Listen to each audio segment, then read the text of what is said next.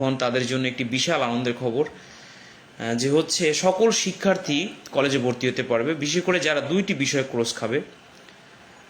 তো তখন অনেকেই ভাবতে পারেন যে তাহলে কি তাদেরকে আর পাশ করতে হবে না, তারা কি শুধু এইচএসসি ফেল থেকেই কি তারা কলেজে যাবে? না, এমনটি না।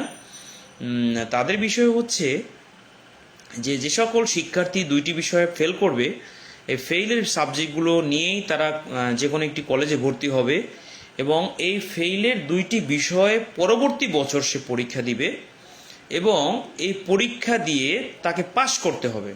অর্থাৎ সে যদি পাশ করতে না পারে তাহলে সে কিন্তু কলেজে গিয়েও টিকতে পারবে না, তাকে কিন্তু আবারও ব্যাক করতে হবে।